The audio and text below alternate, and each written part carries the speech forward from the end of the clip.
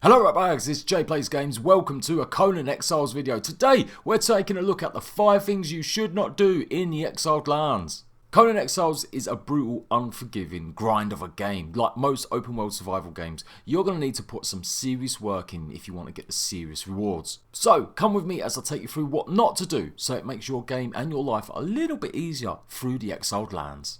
Okay, so first of all, don't spend all year choosing a religion. It can be a bit overwhelming seeing all the different types and wondering which ones do what.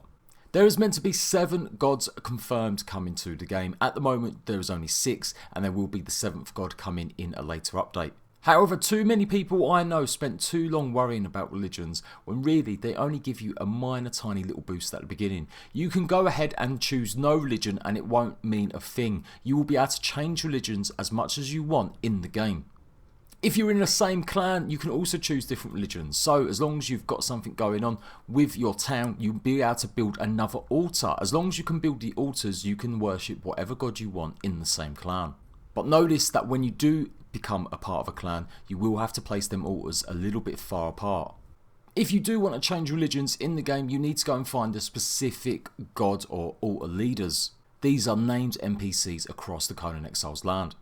I'm going to be doing a detailed guide exactly where all of these religious leaders can be found once the game is fully 100% live with the brand new jungle region. When you choose some of the religions, you get some bonus recipes that arrive in the form of either poisons or bonus buff like food recipes.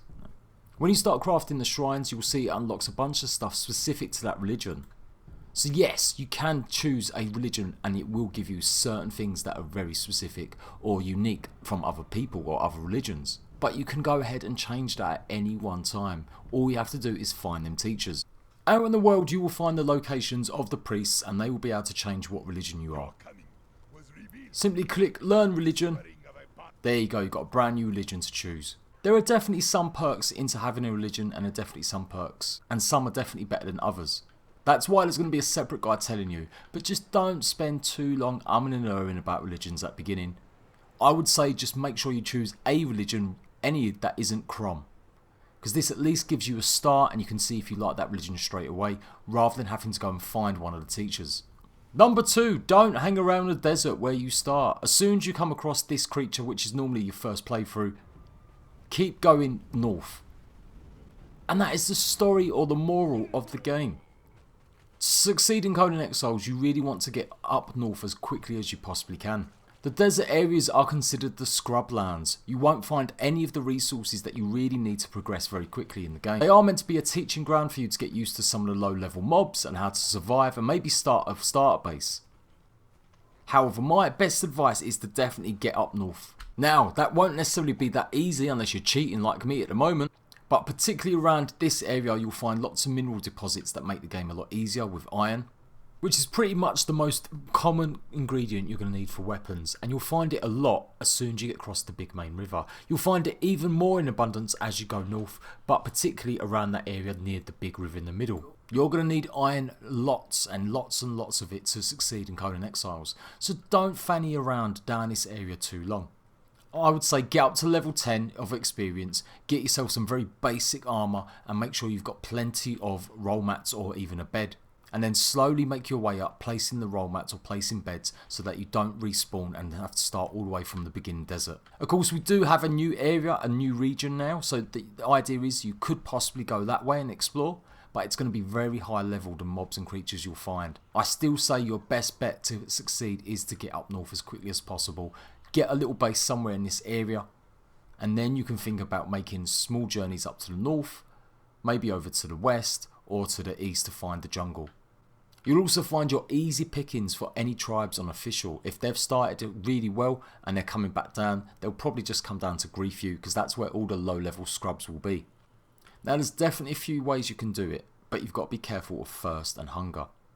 If you go straight over the bigger landmass, you will need lots of water skins. However, if you follow the rivers, it makes everything a little bit easier, but there are quite a lot of mobs. It may seem a little basic saying just go ahead and run for the north. But if you've never played in Conan Exiles, you won't realise there isn't any iron in the southern areas. That's why it's so important that you get up north straight away. Number 3, pay attention to your surroundings. If you see something like a ruins or something man-made, go over to it. The chances are it will be a journey stone. These grant you massive XP. If you want to succeed and get up to the level so you can unlock stuff quicker, make sure you always activate one of these stones as you come across them. You also get XP for reading journals that you'll find on little encampments sometimes too. They're scattered throughout the lands and there's all different types. You'll find some of them underwater, some of them will be only half. They're basically points of interest as well, and they give you a tiny little bit of story sometimes. But too many times I've seen people ignore stuff like that just to go exploring, or if they just don't realise they actually give them a huge XP boost. You'll also find that a secret or tip for finding them is that they have these ghost or ancestral stories running alongside it. You can kind of follow a little tiny bit of a preview of what happened to someone or what happened to their clan or their animals. Although these aren't necessarily quests or cutscenes, it's the closest you're going to get in the game. The developers did say they were adding some cutscenes to the game, some story cutscenes, but that looks like that hasn't actually materialised just yet. Of course, don't pay too much attention to the ghosts. You can't walk on ghost walls. Number 4, don't use a bow and arrow or sink too many points into them. Unfortunately, archery is still a bit underwhelming. It was a massive criticism of the game when it launched in early access, and throughout the early access period they have tweaked and buffed it considerably. However, archery is still not the way to go if you're building a character, particularly for PvP. Although they'll be very good for taking out NPCs at a distance, that is pretty much its only primary use. In your attributes is where you can upgrade your skills. You will see there is an accuracy attribute that you can increase. Now, every few levels you will gain an increase or a perk, but at best it's definitely something I would definitely only put levels into once you've got more experience with the game in other areas like melee combat. Don't waste any of your points in accuracy in the beginning stages. Go ahead and craft a bow for sure and get some practice in with it, but definitely on PvP be very aware that if you're using a bow and arrow against other players, you are going to get absolutely wrecked. It's definitely fun to take on NPCs at a distance, and it really can make your life a lot easier. But for sure, don't put any points into it until you're really confident that you've got used to your character with the melee combat, or if you're on an official server where you got used to how players actually fight and use your combat. But it's very different on official servers. On top of that advice with the accuracy, make sure you put lots of points into encumbrance. If you're going across the map in any big long stages or you want to do some building, you are going to need a hell of a lot of encumbrance. It's definitely one of the major attributes you're going to need to increase. I will be doing detailed builds on some of these characters and talking to you exactly about what attributes are best to level up in depending on what situation you're in. Lastly, number 5. Don't get too cocky early on in game. You may have found yourself a nice little sword and you've got some decent armour. Maybe you've got a decent clan size. And while you can take out most low level scrub NPCs like these ones, it's very different when you come across your very first dungeon. Some of these dungeons that you'll find on the map, like this one, this is the dregs, look like they're really easy to go into, and because it's quite near to the starting area, you assume you'll be able to go in there and boss it. Really research and find out exactly what type of level you're going to be needing to be to go into some of these dungeons. I've already done a guide for the dregs, so you can go and check that one out. It will be in the description and at the end of this video. But they really are places you don't want to go unless you've got the right kind of level and right gear. Particularly, some of these will definitely need some clanmates with you, or a big lot of NPCs, thralls that you've already tamed. It may seem like a fairly obvious thing telling you to not go into a dungeon unless you're prepared, but you'll be surprised how some of these dungeons and some of the mobs that you find out in the open are really OP. Your best bet is to fire a few arrows into something, see how much damage it does to it, and then work out whether or not you're going to be able to take it out, whether or not peppering it from arrows is going to work, or going up to it on close. And of course, like I said, when you come across some of the dungeon bosses, you are going to need a significant amount of help or different types of gear or high level to take these guys on. As you can see, a couple hits from my sword isn't doing that much damage. It's going to take a considerable amount of time to get through this abomination. As you're fighting creatures in certain areas as well, you will gain corruption. This overall limits your health and stamina, so it doesn't regen past a certain point, so you could end up with half your health and half your stamina. At the moment, in the early access game mode, some parts of the corruption system are broken, But know this, whenever you go into somewhere where there's lots of mobs or creatures, particularly dungeons or ruins, you may come across a corruption increase.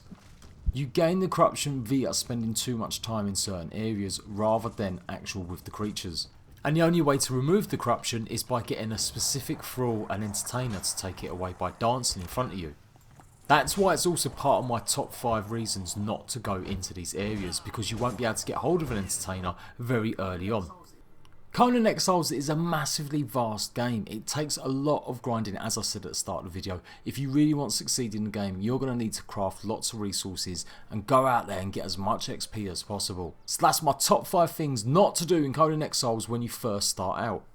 It's a very basic guide. I will be doing much more advanced ones, and if you like this top 5, get ready for even more advanced tips coming. I'm going to be showing you exactly what every biome has in it in terms of points of view, where the named thralls are, where you can get the best recipes, and how to defeat and take on all the dungeon bosses. I am JADE-PLAYS-GAMES. If you like this, make sure you've hit that like button. Go and check out all my other Conan Exiles videos, and come and join our Discord where we've got a channel dedicated to finding clan members. Until next time, rat bags, I will see you later.